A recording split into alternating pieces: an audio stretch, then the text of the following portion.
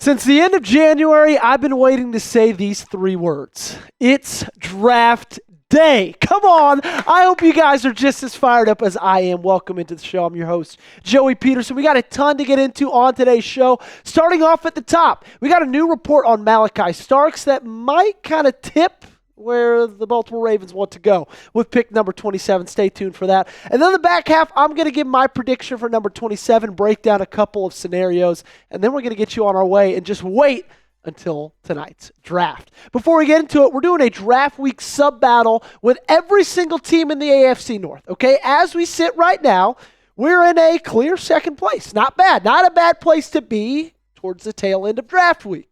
However, we still got some room to make up, okay, especially on the Pittsburgh Steelers. Only 8 subs behind them, so if you have not joined us yet, I beg you, I plead with you, do so right now. Hit that big red sub button to help us prove to everybody right here on Chat Sports we are the best team in the AFC North, no doubt about it.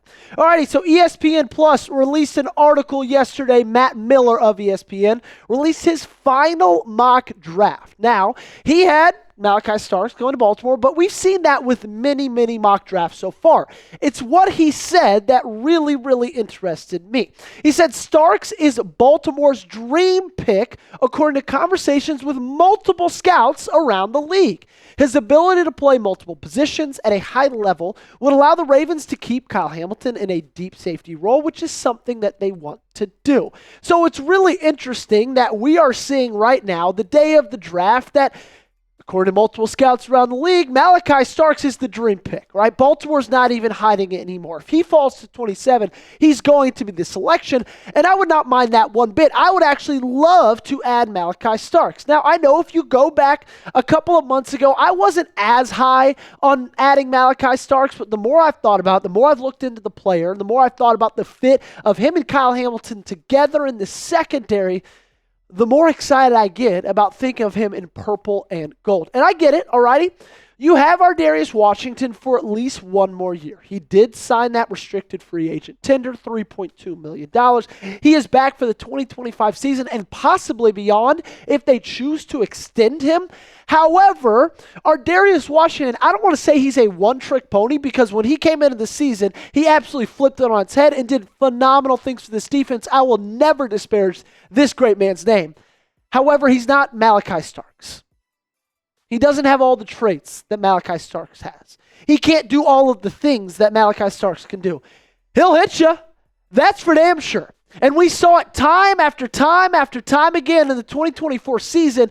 But Malachi's a guy that if he's thrown in there with Kyle Hamilton, I would have such confidence in them doing anything, whether it's run defense, pass defense, covering the slot, shifting down to the nickel, anywhere you could put either of those guys, right? And they would excel. So that's why I love the fit so much. Make a final guess, alrighty? It's draft day. It's here. It's kicking off in about, 6-7 hours. Who are the Ravens picking at 27? This is the last time I'm going to ask it, okay? Because the next time you see me, I'll be talking about that selection. You make your final guess in the comment section down below.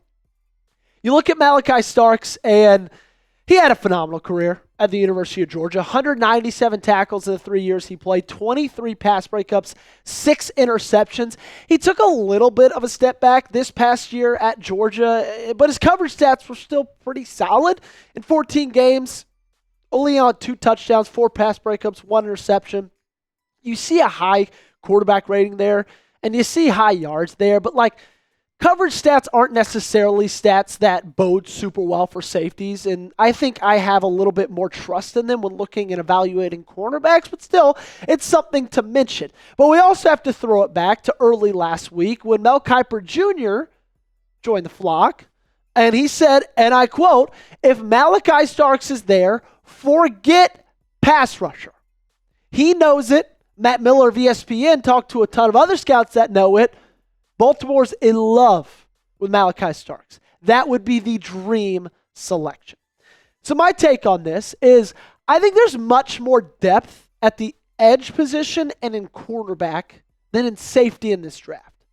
Alrighty? you can easily address the needs of edge and corner in the second and third rounds. Now, of course, the selection's not going to be as great if you did it in the first. That's the same with every single position across the board.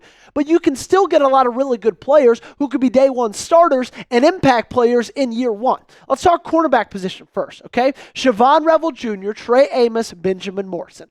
All three of those guys probably are going to go in the second round. Maxwell Hairston, I think he's going to go second round.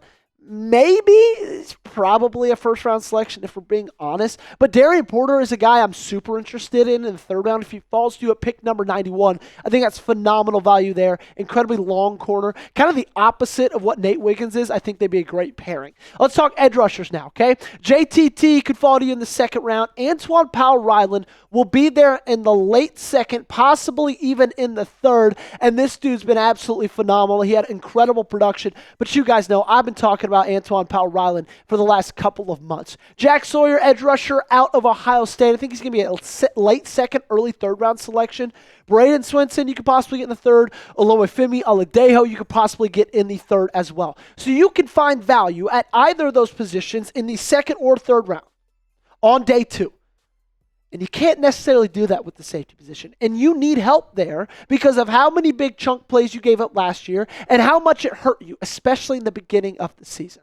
So what say you guys? Which position will Baltimore draft in round one? Do you think it's safety, cornerback, edge, maybe something else? Offensive line, possibly wide receiver if a good enough one falls there? You let me know in the comment section down below. Coming up, I'm going to give you my predictions for draft night. Alrighty, I'm going to run down 4 things. Dream pick, my prediction, what would make me quit, and something else. You'll just have to wait and see. Before that, though, I got to talk about our great friends over at Game Time. If you guys have not checked them out yet, I beg you to do so right now by going and downloading the Game Time app because you can find the best seats for the lowest prices. And the great thing about Game Time is it is all guaranteed. They are the official ticketing partner of the Ravens Rundown. And what I love about Game Time is they provide the easiest way to get tickets on short notice. Game Time has low prices, and I love that you get to spend more money on hot dogs, pretzels, beer. And it's also easier to get a larger group together if everyone's wallets don't take a hit getting into the ballpark. Game Time has an awesome feature called Zone Deals. Game Time Zone Deals allow customers to purchase tickets for a general area of a venue rather than specific seats, offering potential discounts and flexibility for last-minute ticket buyers. With Zone Deals comes the potential for lower prices. Zone Deals can offer discounts compared to standard ticket listings, of course. Game Time is known for last-minute ticket sales, and Zone Deals can be particularly useful for those looking for deals closer to the event date. Now, I know everybody's very frustrated with how the Orioles pitching staff is doing at the moment. But if you still want to go see them at the ballpark, either tonight or tomorrow, tonight's against the Nationals, tomorrow's on a road game, so you can't see that against the Detroit Tigers. So tonight's the last night to do so. You go ahead and go to Game Time, click into the event. You will see the overview of the entire stadium. If you haven't seen Camden Yards, you got to go pick your seat, and then all of a sudden, you get the views from your seat. That's a fantastic little feature. And then if you use code ChatSports while you're checking out, you can get $20 off. Of course, first purchase only, terms do apply. So take guesswork out of buying tickets with Game Time. Download the Game Time app, create an account, and redeem code ChatSports for $20 off your first purchase. Terms apply. Again, create an account, redeem code CHATSPORTS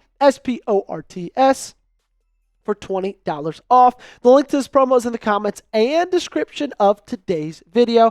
Download the Game Time app today. Last minute tickets, lowest prices guaranteed. Alrighty, let's talk about my dream selection. A guy you've heard me talk a ton about over the last couple of months, and that is Mr. Mike Green. What I love about Mike Green is he doesn't just have the traits. And we've seen a lot of guys like Shemar Stewart, even a James Pierce Jr. in a certain sense. Like everybody's saying they've got the athletic profile. They've got the speed. They've got the height. But the production didn't necessarily follow. That's not the case with Mike Green. 17 sacks, almost 60 pressures in 2024. This dude was an absolute freak. And everybody's big question was, okay, when he goes to the Senior Bowl, how's he going to hold up against Power 4 talent? How is he going to hold up when he's going up against guys that were blocking guys from the SEC all year long and not the Sun Belt? Well, guess what? He bull rushed Josh Connerly Jr. on like the first day. A guy who is going to go late first round. Some people are saying he's going to be a mid-first round pick. Tackle out of Oregon. Yeah, he just bowled him right up. Alrighty. So Mike Green, somehow if he falls to 27, would be my absolute dream pick. But be honest with me, who's your dream selection, okay? Is it Mike Green? Is it somebody else? Maybe, I don't know, Tedero McMillan? I like that pick a lot as well. You just let me know your dream selection in the comment section down below. If I had to bet on it, if I had to earn my hard or spend my hard, cold cash on a bet for the Ravens to select at 27, that's going to be Malaki Starks, okay? We've just heard his name a ton. He seems to be the guy that every single person is talking about. Everybody who covers the Ravens on a day-to-day basis like myself, and also everybody who covers the NFL at a national level. You're seeing him in tons of different mock drafts. You're seeing him in tons of different articles, and it all seems to be pointing that if he gets past Minnesota at 24, and I think that would be the team to probably take him, that he's going to be the selection. And I said it off the top, I'm going to say it here again, would not mind that one bit. I think he's an incredible talent. I think he's going to be one of those guys who in the next couple of years, everybody's going to be looking back to this draft, and they're going to be saying, how the hell did we let him fall to Baltimore that late?